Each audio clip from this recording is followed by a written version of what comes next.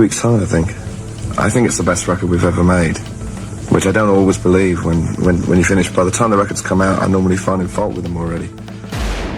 What if pop music's most flawless star wasn't flawless at all? What if beneath the shimmering harmonies, platinum records, and perfect smile, there was something much darker and far more human? April 2025. The music industry, sleepy, safe, and stuck in nostalgia, gets jolted awake. Elvis Costello, once the sharpest tongue in punk, sits down for a live interview. No filters, no script. And he doesn't just speak, he detonates. No vague shade, no playful rivalries, just names, dates, and a truth no one dared speak out loud. He mentions a name the world thought untouchable, Agnetha Faltskog, the golden voice of ABBA, the blonde, angelic icon who shaped pop culture. Her image, perfection. Her presence, beloved. But according to Costello, she wasn't an artist, he says, voice flat, eyes hard.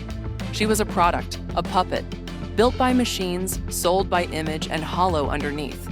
Silence. Then the internet catches fire. The backlash is swift, explosive. Fans erupt. Comment sections melt down. But Costello doesn't back down. Because this feud didn't begin in 2025. It began in 1979. Picture it. London. A high society, smoke-thick industry party. The kind where egos outweigh the chandeliers and careers are made, or broken, in whispers. ABBA is at their peak. Their every song a global anthem. Their image, flawless, clean, unstoppable. Costello is the rising storm.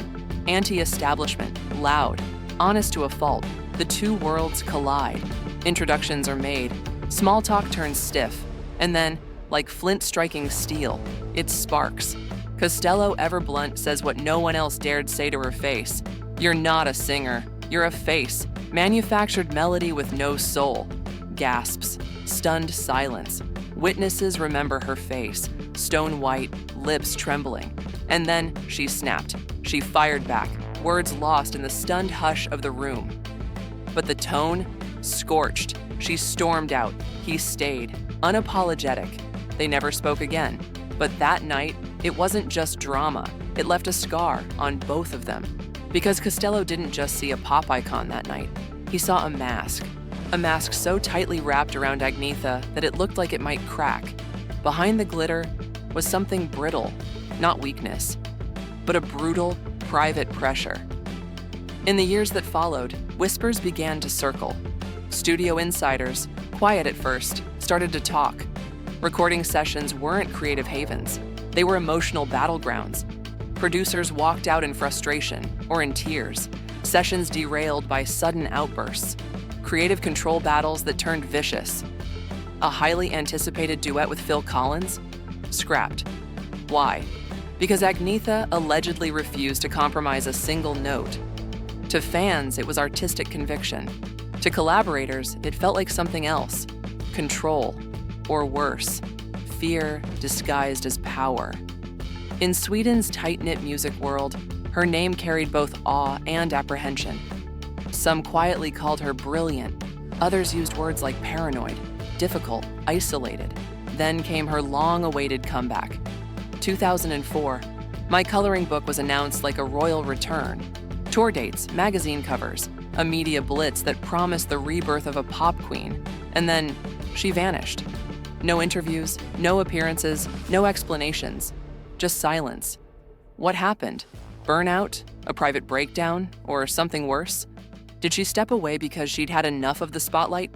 Or because what kept her there, control, perfection, approval, finally collapsed? Now in 2025, Costello isn't attacking. He's not reviving old beefs for attention.